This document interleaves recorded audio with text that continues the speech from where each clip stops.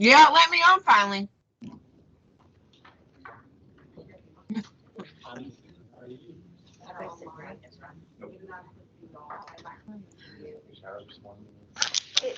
She can hear them talking.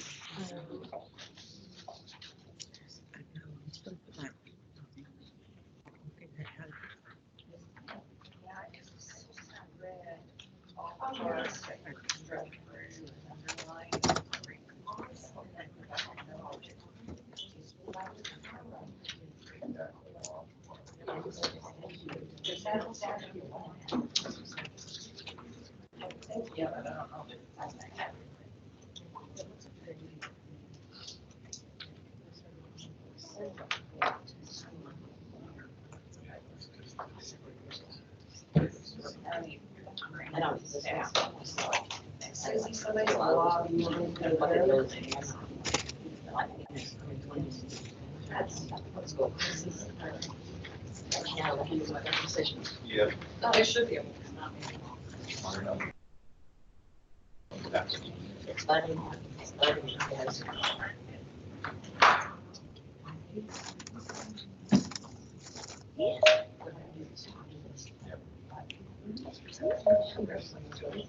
Do you have 11? 11, 12? Just her. Just her. This is unmuted.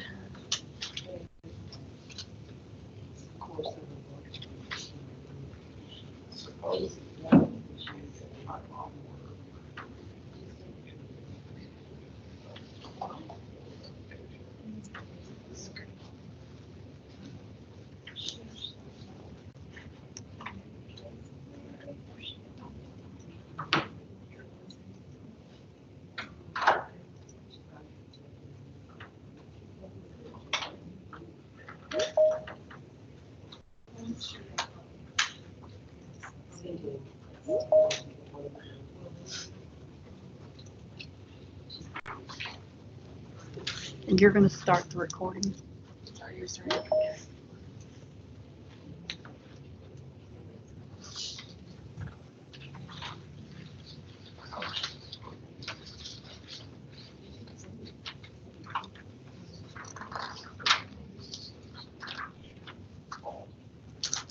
Okay, we're going to wait just a few minutes and let people get up here. Hi there. Got plenty of room over My there. navigation system broke. Oh, you're fine. I must come back. Hold on a second, so you can see. Okay, that's is anybody sitting here?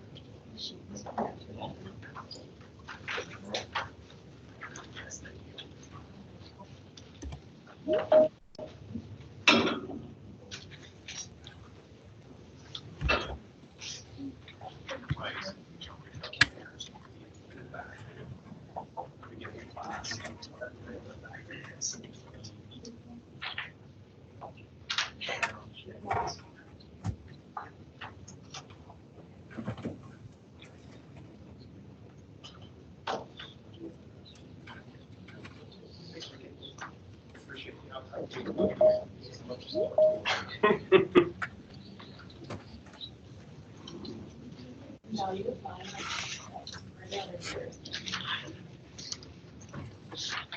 It's all over.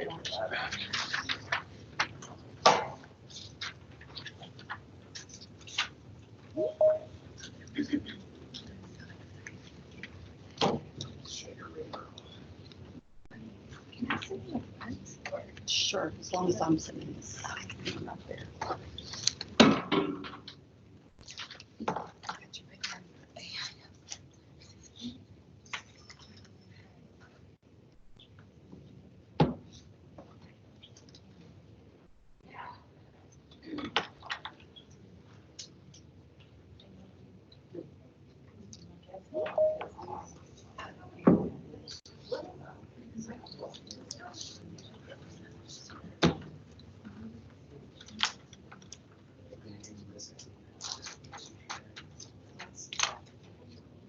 I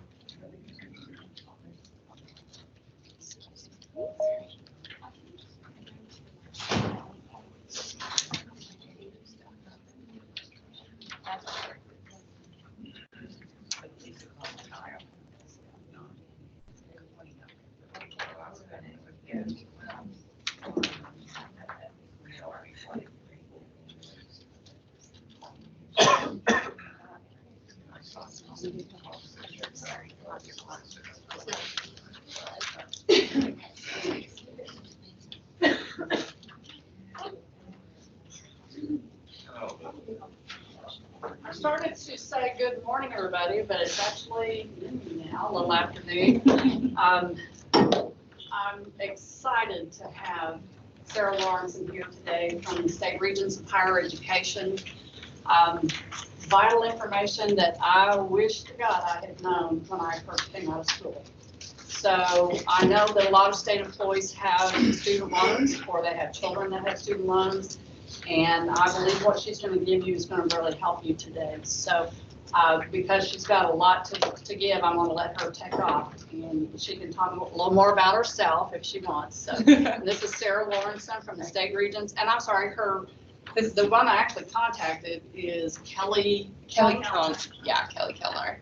She's my boss. She's Yes. here to make sure I'm doing my job. So, believe me, I appreciate these ladies so much.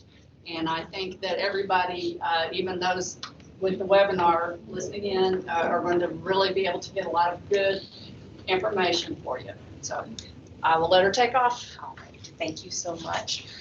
All right, as she said, my name is Sarah Lorenzen. I work for the State Regents for Higher Education. Specifically, I work for the Regents division called the Oklahoma College Assistance Program, which started out as the Oklahoma Guaranteed Student Loan Program. So literally what we do is student loans.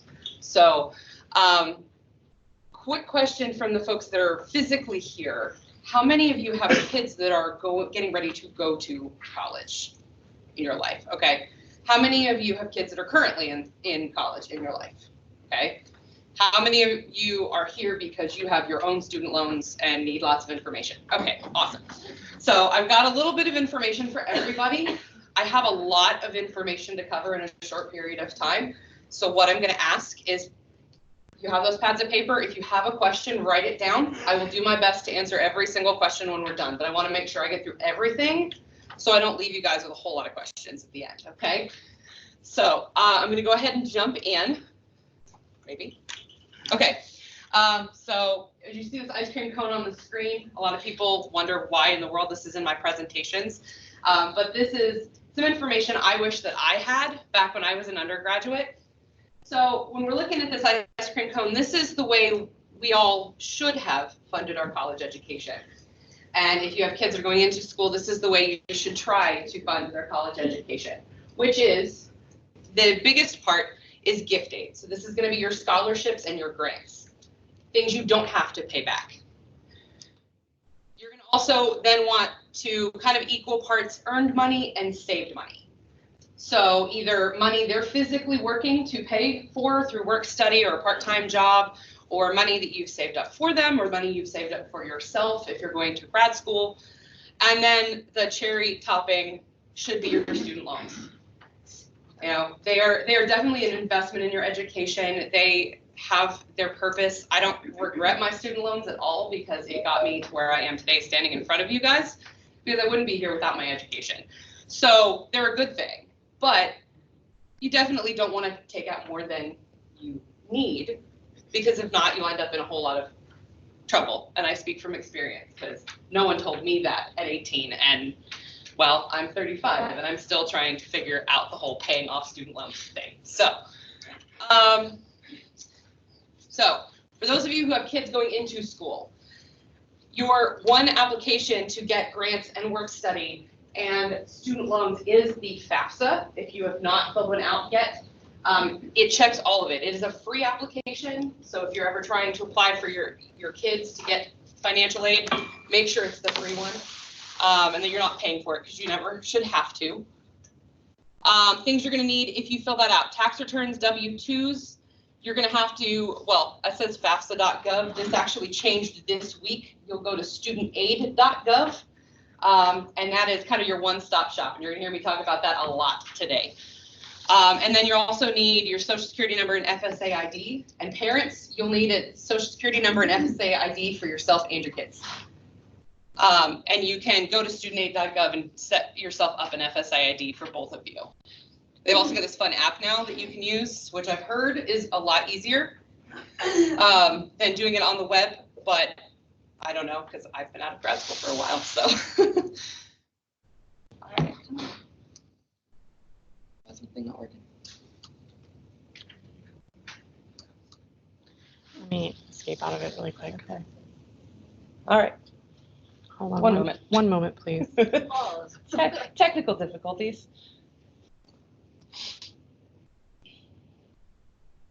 I just don't know why that's showing up.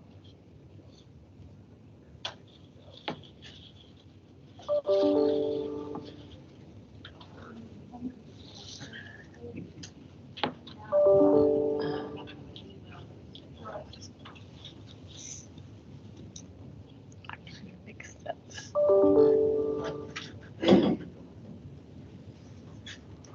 Trying to fix that.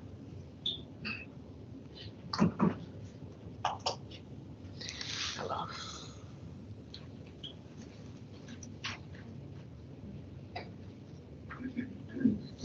Got it.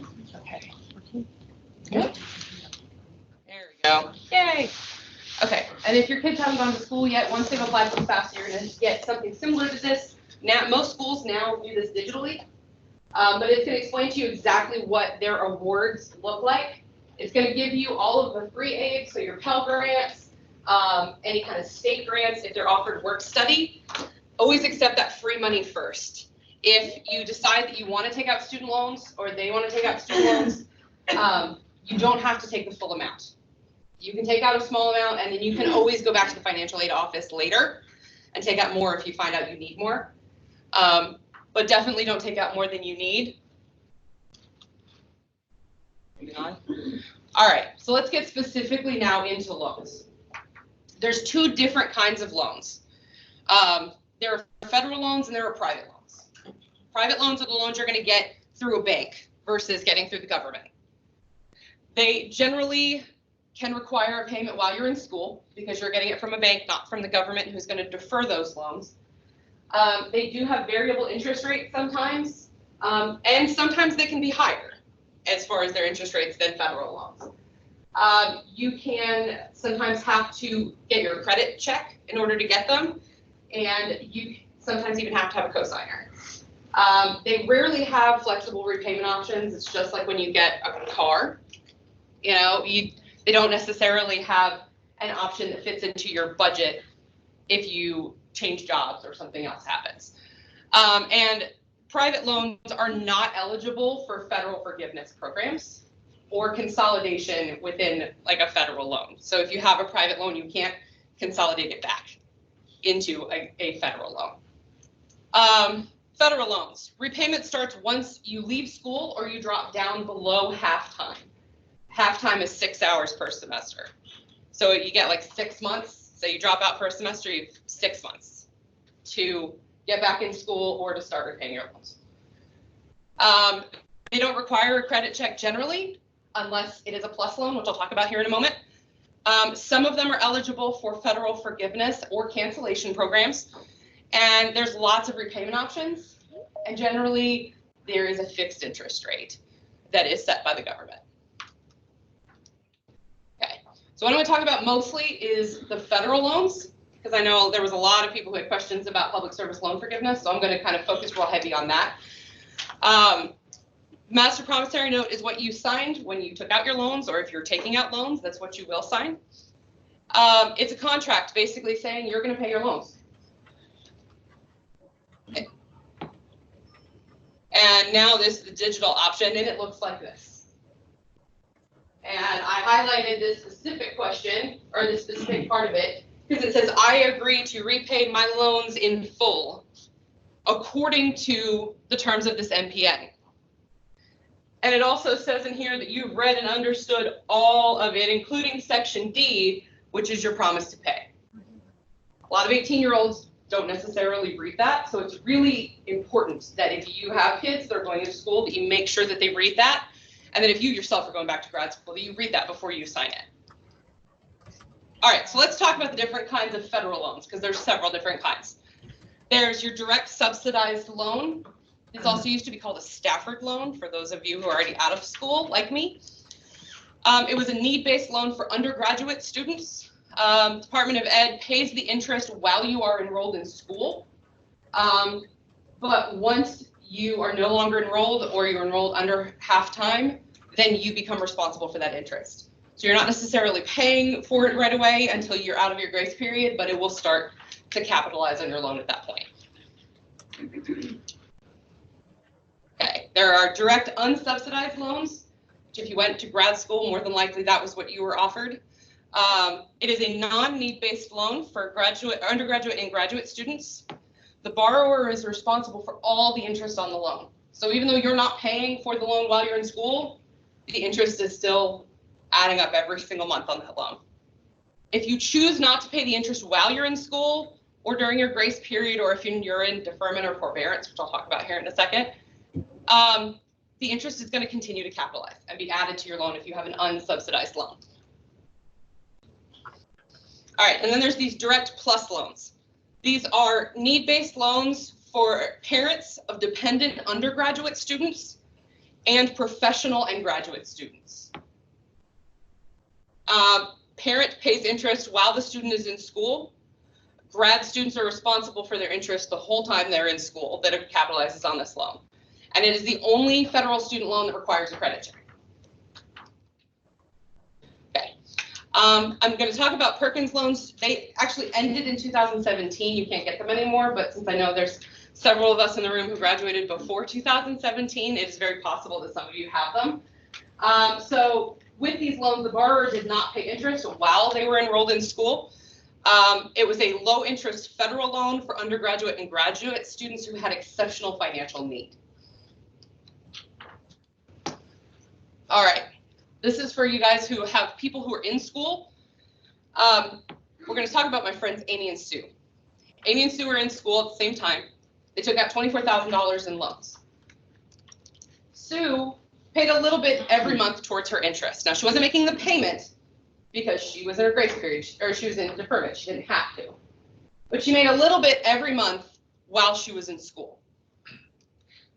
And here's why that's important. So she paid about $3,200 while she was in school.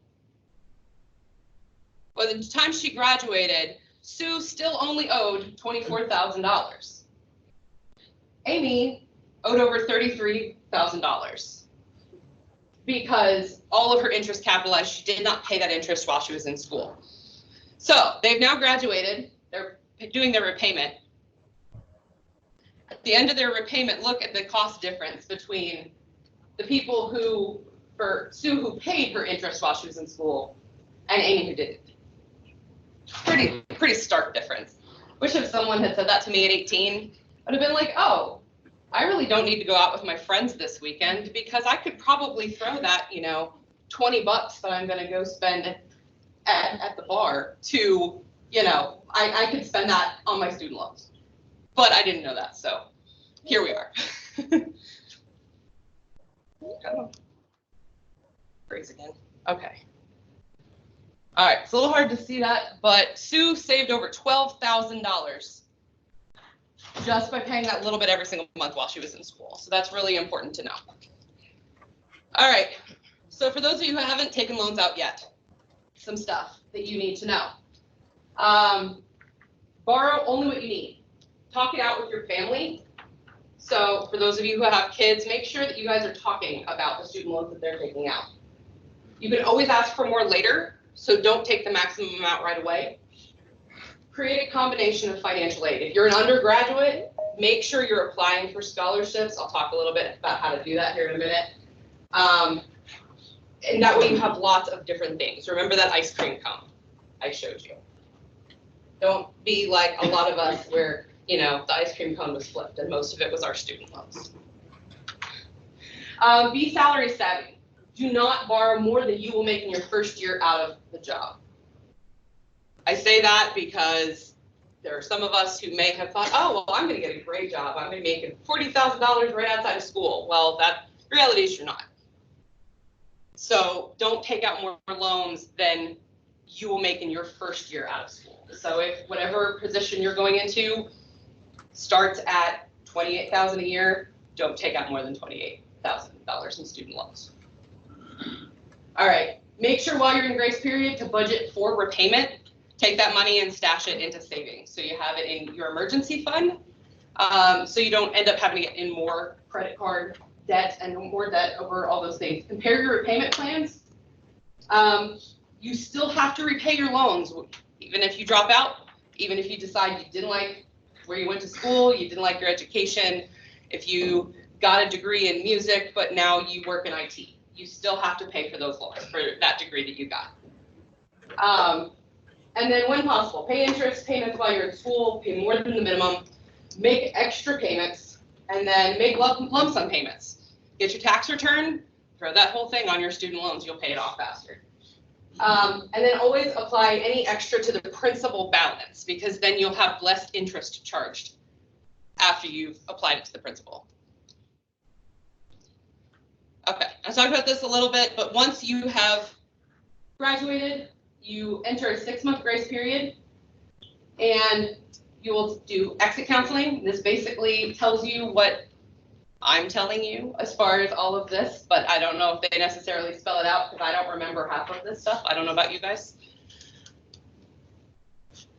All right, so some things to do. Visit studentaid.gov.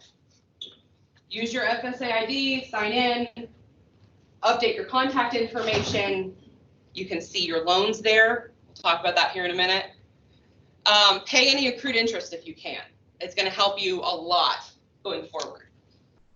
Estimate your monthly payments. Create a budget. It's a lot easier to pay those loans off quick than to get to my age or ages even older than me where you're still, you know, struggling to pay. Avoid lifestyle inflation. This is one that I really should have told myself at 18. Just because you're making more money than you've ever made in your life doesn't mean you should spend it like you have more money than you've ever made in your life. And then put payments and savings during a grace period. Like I said before, that way you have an emergency fund. You have a car blowout, something, your budget is still intact because you have that money stashed away. And in that 6-month grace period, it gets you used to paying that loan payment every single month before you have to. And that way 6 months comes along and you're like, oh no, where am I going to find this $200 every month that I wasn't budgeting for? All right, so I have this fun video from our friend Jordan. He actually used to work with us and he did this great video. It talks about the different kinds of repayment plans. I'm gonna let this play and then I'll explain a little bit more about it.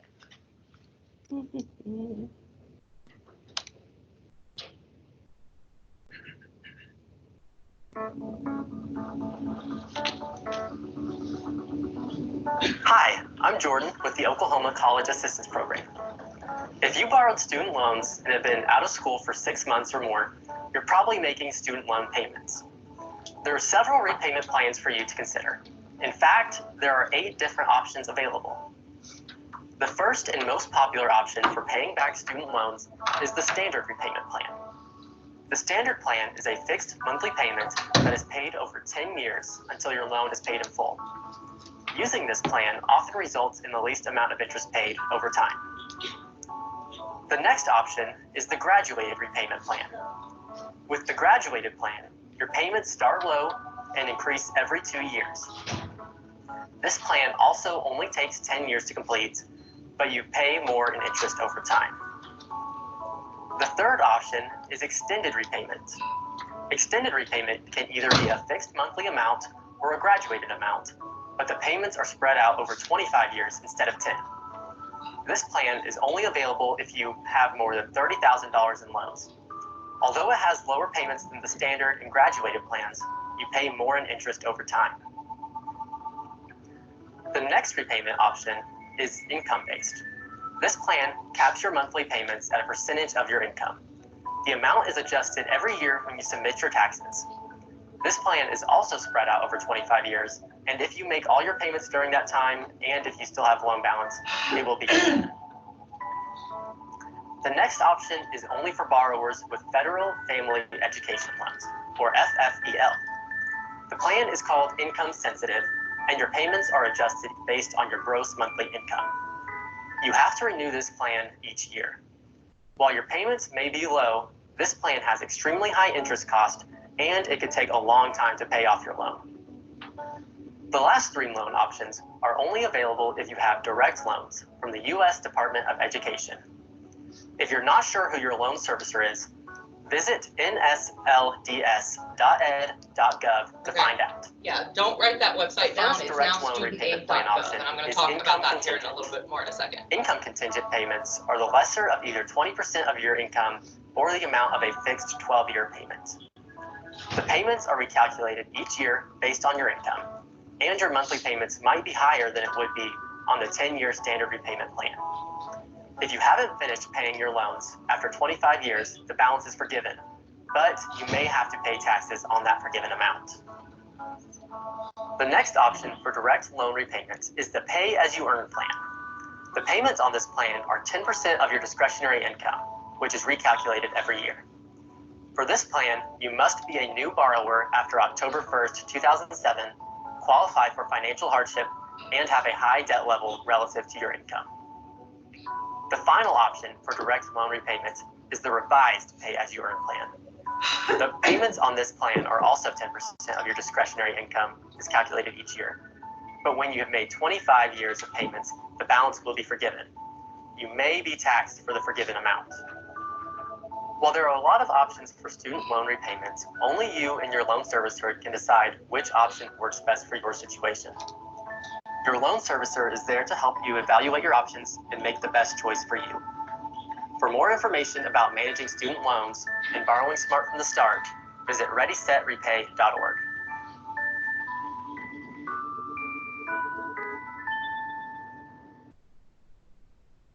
All right.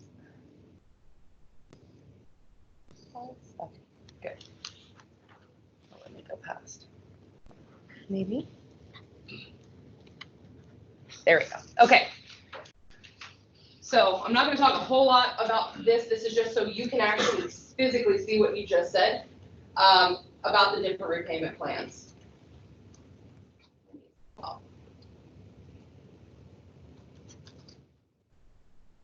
Okay, so now let me get back to what I was saying about don't write this down. So as of this week, the federal student loan folks combined everything into one site. Previously, if you had to fill out your FAFSA, you went to FAFSA.gov. If you had questions with your student loans, you went to studentloans.gov. If you wanted to see your loans and what you had, you went to nslds.gov. Well, it's really awesome. They put it all in one spot, but now it's studentaid.gov, and it covers everything from the very beginning of I need to apply for the FAFSA all the way to I want to apply for public service loan forgiveness, or I've defaulted my loan, the whole thing. And I also recommend if you want more information on this, and you'll see this at the end of my presentation, go to readysetrepay.org. That is actually a website that comes out of our division of the Regents, and it has a lot of information to help with all of those things as well. So now I put this up here because I want to show you guys the loan simulator, which used to be called the repayment estimator on NSLDS. And this kind of tells you how to change your repayment plan if you're wanting to apply for a different repayment plan than the one you have. So you hit login. Once you've logged in, you're going to see this screen. It's going to give you the amount of loans and grants that you have, the interest you paid. It's going to show you your upcoming payments if you have them through the Department of Education. It gives you lots of different checklists, and then you click on this loan simulator over on the right-hand side of the page. And then you click on, I want to find the best repayment strategy. And that's going to ask you a bunch of questions. Of these, which apply to you? And it's going to have you click on all of them, and then it's going to take you through questions. So, what's your tax filing status? What state do you live in? What's your yearly salary? Do you expect to get a raise every year? Okay. And then it's going to have you review your current loans. So it's going to show you whether you have subsidized, unsubsidized, if you have Perkins loans, if you've manually added in other loans that you have that may not be in here. If, say, you're considering consolidating them all into one servicer. And then it's going to ask you if you're interested in public service loan forgiveness. You check yes or no, hit continue. And then it's going to ask you what your primary goal is. If you need a low monthly payment, if you want to pay the lowest total amount over time, if you want to pay them off as quick as possible. I've got some other ones coming soon, but I'm not going to talk about those because they're not active yet. All right, and then once you put in all that information, it's going to make a recommendation for you. It's going to say, we recommend that you go on income contingent repayment, or you go on income driven or income based repayment, or whatever works best for the information that you've entered. It's going to say, this is your approximate monthly payment. This is the total amount that you're going to pay. This is your approximate payoff date. And then if you apply for public service loan forgiveness and get accepted, this is the amount that's actually going to get forgiven. All right, but you don't have to take that as the be-all to end-all of the repayment plan that you take. It allows you to go and compare them.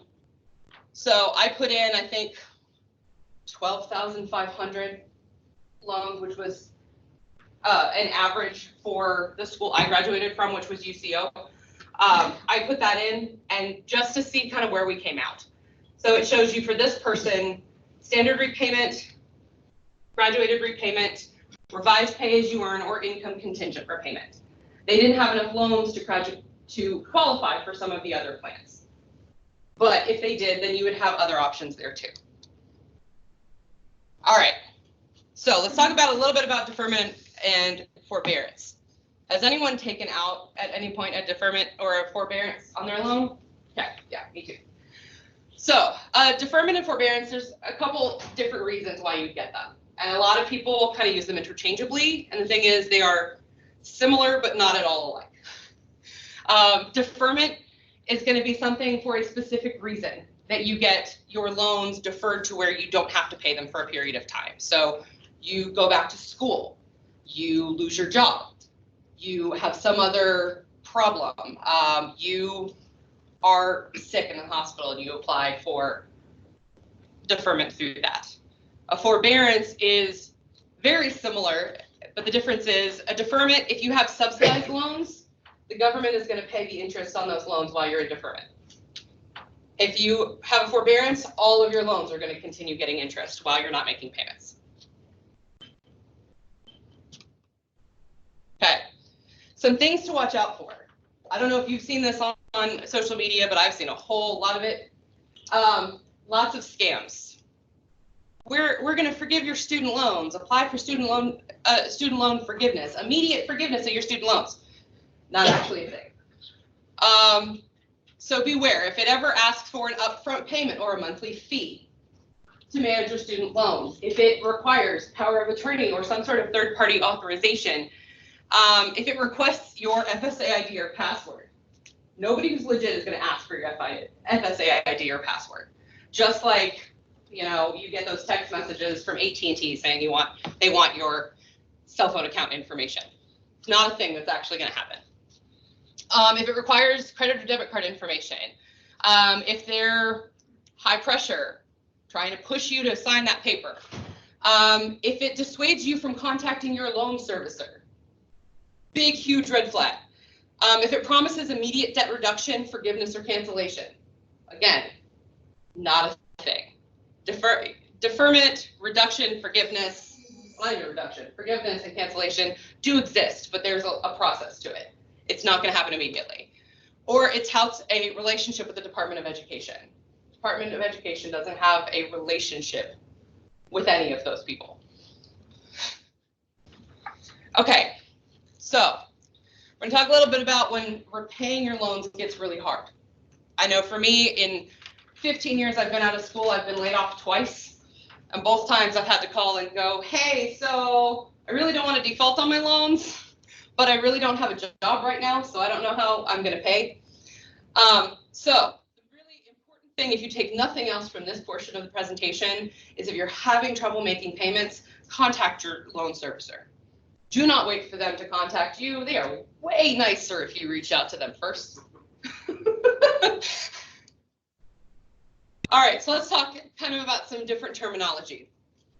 Delinquency. It starts from your very first day that you were late. Okay, so if your loan is due on the 1st, you don't pay it until the 4th, you are delinquent for a couple of days until they receive your payment. Sometimes they can report delinquencies from the credit bureau depending on how long they go. And you definitely need to speak to your loan servicer at the first sign of trouble. All right, and then there's default. Loans are considered in default after 270 days of non-payment. Failure to repay your loans according to that NPN you signed when you took them out. And failure to submit an on-time request for deferment or cancellation. Okay? It's not good if you go into default. There's lots of stuff that can happen, which is why I say reach out to your servicer before you get in this situation, from the first moment of trouble.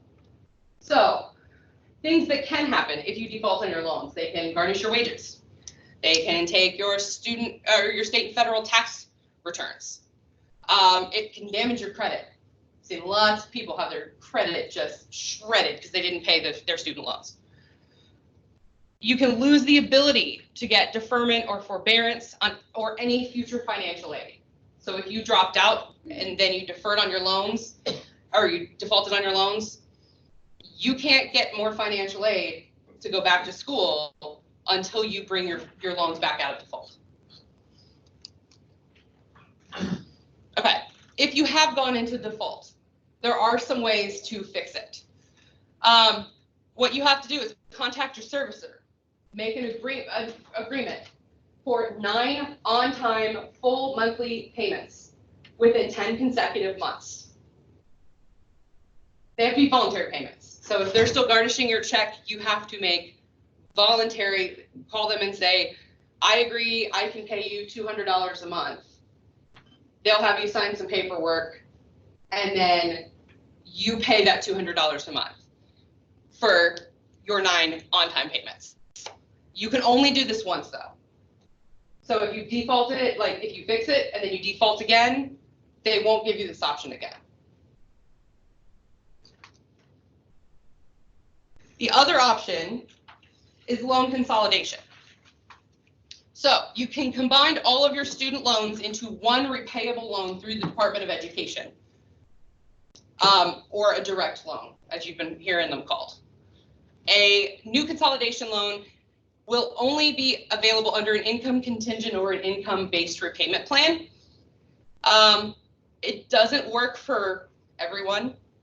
It may affect the total interest cost, terms of current repayment agreement, and your loan forgiveness options. Because if the only thing you are eligible for is a plan that's not eligible for loan forgiveness, then you no longer are eligible for loan forgiveness. And up here is some information. You can go to studentaid.gov/manage loans to get more information on loan consolidation, or they actually have a phone number, which is up on the screen. All right, so let's talk about forgiveness, cancellation, and discharge. And I'm going to say this really quickly because I want to get to public service loan forgiveness and have time for your questions. So as far as forgiveness programs, You're not required to make payments after a certain period of time due to your job. So this is going to be your public service loan forgiveness, your teacher loan forgiveness. Or if you had Perkins loans, there was a cancellation program where if you worked in basically public service, there's a lot more details to it than that, but if you worked basically public service for a certain period of time, they would cancel out a portion of your loans. And then there's discharge. So it's very hard to get your loans discharged for any reason. But a few of them were total and permanent disability. You are totally permanently disabled, you can't work anymore, you can apply to have your loans discharged. But be careful, because if you make a miraculous recovery and you are now off of disability and can work again, those loans are going to come back due. Death discharge. So, well, the good thing is I know that my grandkids won't be paying my student loans. Yeah, they're not going to come back to haunt them. Also, closed school discharge. So if you were physically attending an institution and it closed while you were attending it, false certification, which has some stuff to do with paperwork and it's long and complicated. I'm not going to get into it. And then also an unpaid refund discharge, which is you took out a $5,000 loan, you repaid back to the school $4,000 of that, so they would send it back to the government, and they didn't. Okay, they can forgive it, but you have to have documentation of it for them to actually prove that that happened. So it's really, really hard to get. You can't bankrupt student loans, so you know that just doesn't work. All right, so let's talk a little bit more about loan forgiveness. So it's not based on your willing to pay. There are several plans out there. I've mentioned death and permanent total disability discharge. Teacher loan forgiveness. If you are a teacher at a lower income school for five years, yeah, you can get up to $17,500 of your loans forgiven. And so that's a really good option if any of you have been teachers. And then also public service loan forgiveness, which all of us as state employees kind of want to know about. So how do you qualify for public service loan forgiveness? You have to work full-time for a government entity, so either federal, state, or tribal, or a nonprofit organization that is a 501c3. From experience, 501c6s do not count. And or be in the AmeriCorps or Peace Corps. You have to have direct loans. This is really important. If you had those federal family loans, they do not count. I say this from experience because I got 16 months into student loan forgiveness, my 120 payments, and then realized that half of my loans did not count. So I had to then consolidate them. So don't do that. You have to be on an income-driven repayment plan that counts for public service loan forgiveness, which I'll talk about more in a second. And your 120 qualifying payments, they have to have been made after 2007. They have to be on a qualifying repayment plan. It has to be the full amount that's due on your loan that month. So if your payment's $100 or if your payment's $500, you have to make that full payment every month. It can't be more than 15 days delinquent, so it has to be on time, but their definition of on time is before that 15-day late mark. You cannot be in deferment or forbearance while you're making those payments. So if you're in school, even if they've deferred your loans for school, that time does not count. You have to be actively making payments and not on deferment or forbearance. You can't be in pay-to-head status. I got burned by this one personally. I was throwing literally like an extra $2 or $3 every month onto my loans. Come to find out I lost a literal year of time that I was working for a nonprofit. That does not count because I was in pay-to-head status. So don't be me, don't do that. And then the last but not least, they don't have to be consecutive, which is great. If you worked for a nonprofit and then you went into for-profit for a couple of years, and then you got a government job, it doesn't have to be consecutive. So those payments that you made in the middle of working in the nonprofit and the payments you made while you were working for the state, those would qualify. Obviously, when you were at the for-profit institution, that's not going to count.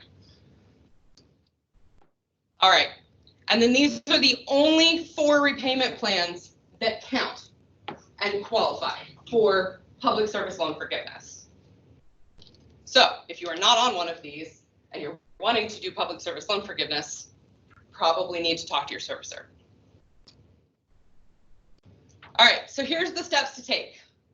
Very first thing, and if you're wanting to apply for public service loan forgiveness and you have not taken this step yet, is to submit the public service loan forgiveness employment certification form. Okay, what that's going to do, you're going to have all of your employers that you want to qualify sign that paper, and then you're going to send it in, and then you're going to get a letter, and it's going to say, here's how many payments have qualified. Here's how many payments have not. If you have loans that don't qualify, they'll tell you. Okay, so then you recertify every year. So every 12 months, you submit that form again, every single year, to make sure that all of your 120 payments are getting tagged.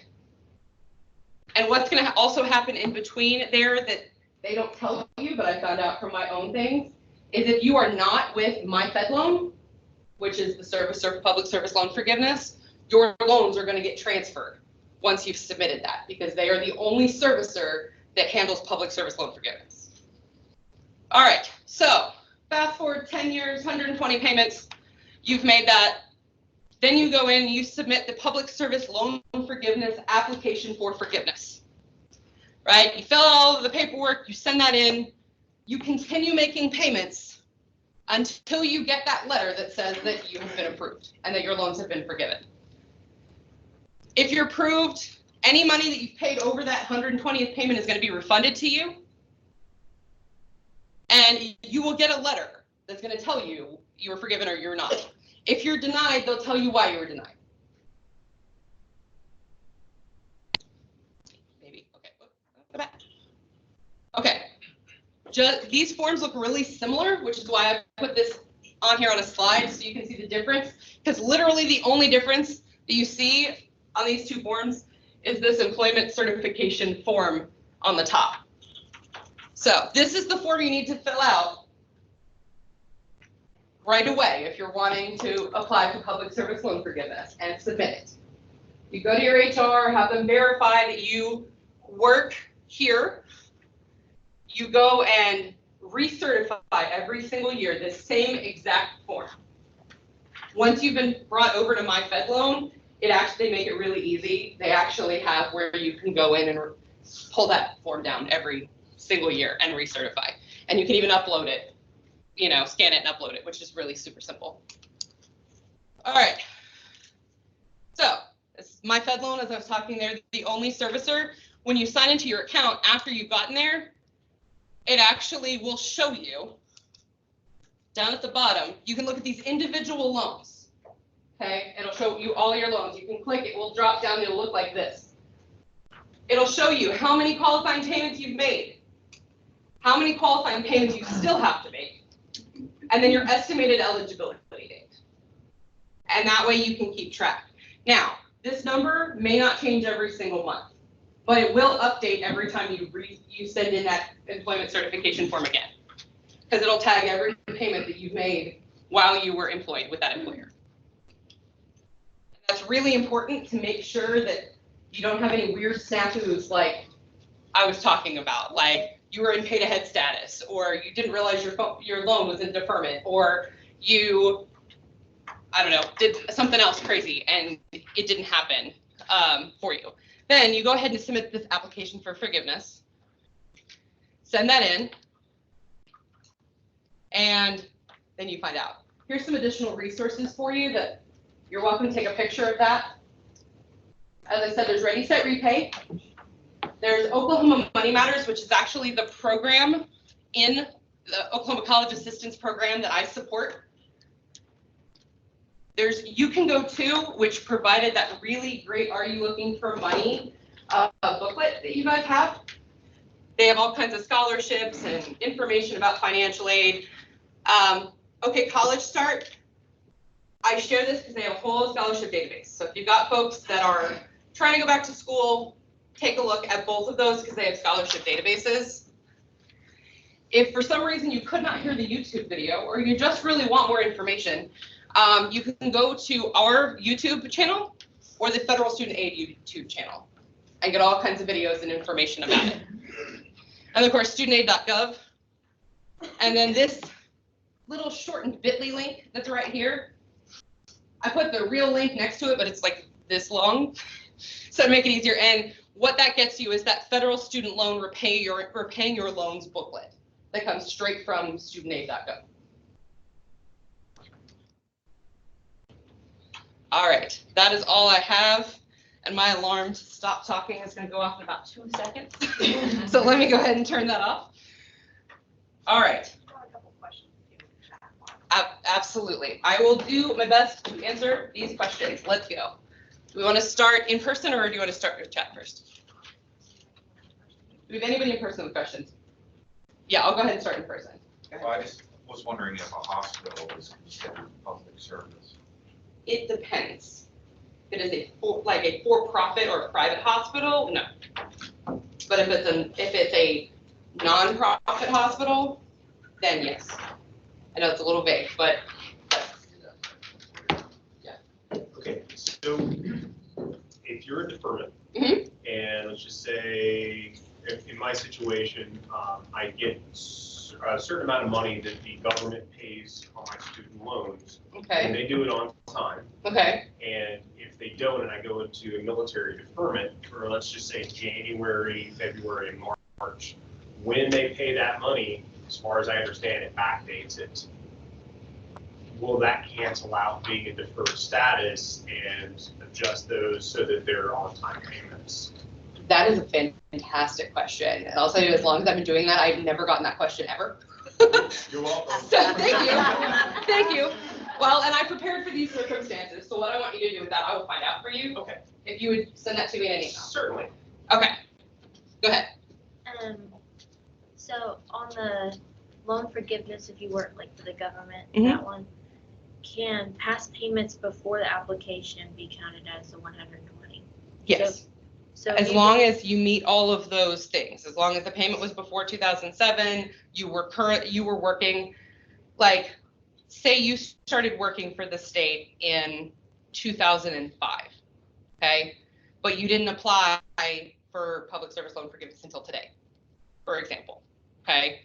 Any payments you made from 2005 to 2007 aren't gonna count. But if you apply and HR says, well, she started in 2005, they'll go back and they'll tag every payment that you've made that meets those qualifications from 2007 onward. Since you've been working for the government. Or whatever nonprofit or government. If you weren't working for the government, then then those won't count. So for example, my personal situation, I worked in nonprofit for a professional association, which was a 501c6. I then worked for a nonprofit 501c3. And then for a couple of years, I went and worked for a for-profit. And now I'm back working for the government. So that time period that I was working in for-profit did not count. And that time that I was working at the nonprofit 501c6 did not count. But all of the time before that I worked for the 501c3s and that I worked for the government would count. Does that make sense? Yeah. Do they have an app? An app? What? The federal service? student? I don't have an app, I don't think. I think they just have the website. Yeah, I don't think so. They definitely, I think you can get to the website from your phone, but no, I don't think they have an actual app. I know my Fed loan does though, where you can go in and see all your loans once you've applied and they've moved all your stuff over. If that makes sense. That's what I meant. Okay. Fed loan. Okay, I thought you meant the federal student aid. The federal student aid does not, my Fed loan does. Okay. You? So when I started paying, I got the standard in pay in 10 years, Mm-hmm. which is 120 payments. And so you can't defer anything. Uh-huh. So my thought was, well, then should I look at doing the extended, which will lower my payment with the expectation that, okay, that in 10 years they will forgive everything after that. What's your thoughts on that? You definitely can. It's going to depend on how close you are to paying it off. If you were like 2 years from paying it off, I'd say just go ahead and keep paying it off because it's not going to be worth it. But if you just graduated and you've got another 10 years before you pay it, then yes, I would change it if I were you. Okay? Right. Okay. So if I made some payments, and then I had to go into deferment or forbearance, and then I started making some payments again, do the before payments count, or does that break? They should count, yeah. They should. They should count. And then if you have, like I have OSLA and Navient, Mhm. do I need to consolidate those before giving the public? You don't need to. What'll happen is whenever you submit that public service loan forgiveness, it will bring all of your loans over to my Fed loan. So you don't necessarily have to consolidate them. For me, whenever I found out that I had loans that didn't qualify, I consolidated them within my Fed loan. Right. So now now they are starting to qualify. So, but I don't think. Even they can qualify even if they start out not qualified. Yeah. So, because the thing is, if you don't submit that employment certification, it doesn't tag those payments.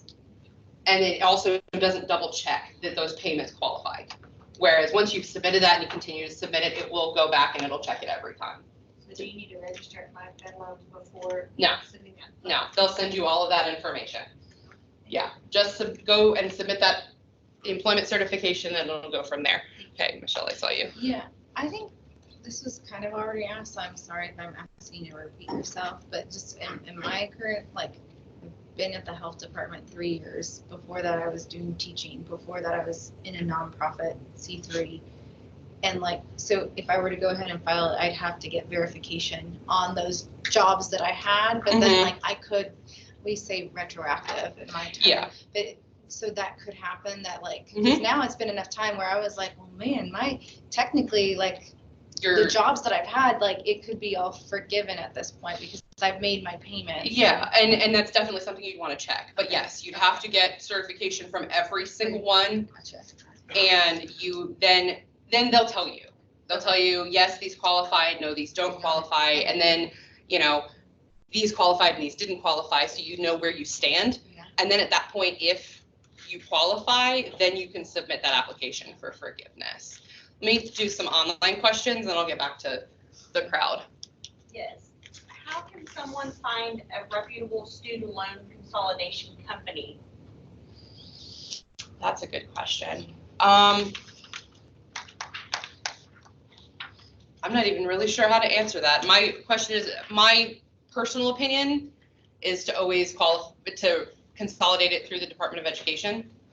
But I would say as long as they don't meet any of those kind of red flag things, I would just caution that if they're going to do a private loan to consolidate, that they will remove themselves completely from being able to qualify for any kind of forgiveness programs or deferment or forbearance, because then it's no longer a federal loan, it would be a private loan. Okay. And then the next one, since federal loans went to studentaid.gov, is it possible that the current loan servicer has changed? Say that again? Since federal loans went to studentaid.gov, is it possible that your current loan servicer has changed? No, studentaid.gov is just going to be, they're not a servicer. They're more like information and the people that kind of run the whole program. Your servicers are going to be someone like Navient or My Fed Loan or Nelnet or, well, is Sally Mae even a thing anymore? Okay. You can tell how long I've had student loans because that was mine for a while. And then another question here is if I worked for a 501c3 years ago before I filed for the public service loan forgiveness certification, can I count those payments I made prior to the PSLF certification? You would need to submit the certification to have them tell you for sure, but it's going to depend on when you worked there, because if you worked there prior to 2007, no.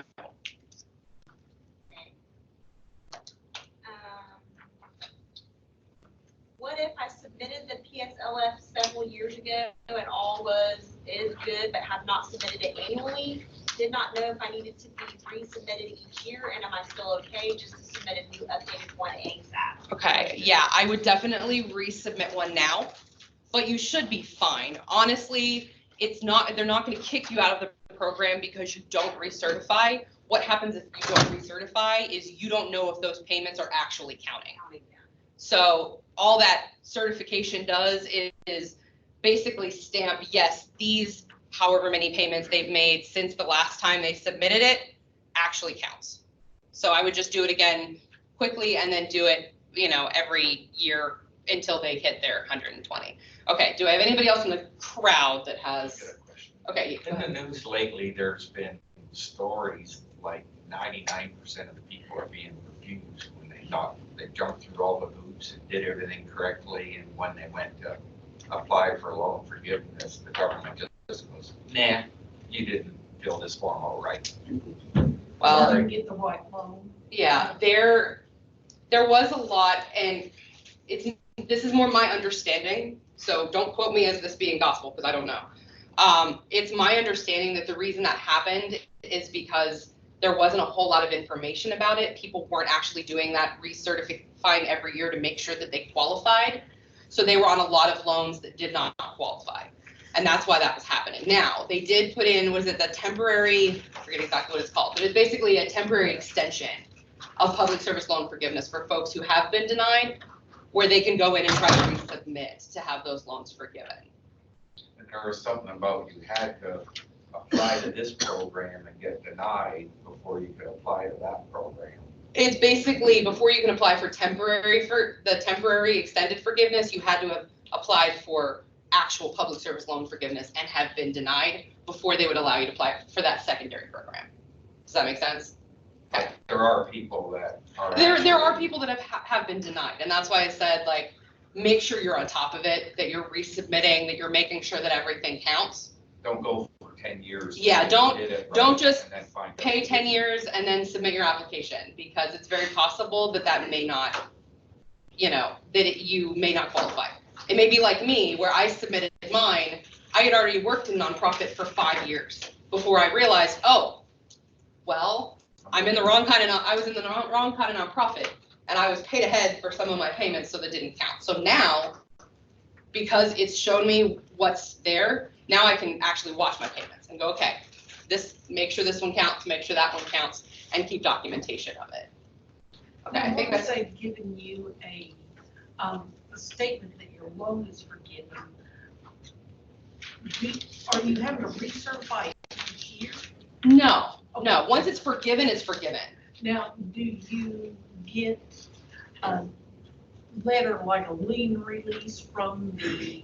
I don't know if it's like a lien release, but yes, you will get a letter confirming that your loans have been forgiven or confirming that they've been denied, one of the two. Yeah, okay. Okay, all right. Question to piggyback on what the gentleman was saying. Yes. This lady has tried twice now for loan forgiveness and has been denied twice. Last time the reason was because the loan had not been consolidated. Okay. And that she had to consolidate it and just to apply. So does that mean I can't qualify again for another 120 payments?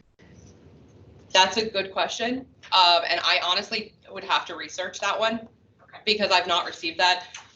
They can see my email address up on the screen. So if she'll shoot me an email with that, I'll do some research and see if I can find out something for her. Or him or her, whoever it was that asked on there. Okay. Looks like I'm a little bit over time. Does anybody have any more questions? I mean, you guys, if you need to leave, please feel free to leave. I'll be here for a minute. I can answer questions if you still have them. Does the state or federal offering programs to student loan and college hearings? They talk about the 4 years, which I've never seen come out. Not currently. Not currently. There's teacher loan forgiveness. Like I said, there's the federal Perkins cancellation, which you have to have worked a certain type of job for a certain type of time frame. And then there's public service loan forgiveness. So at the moment, that's it.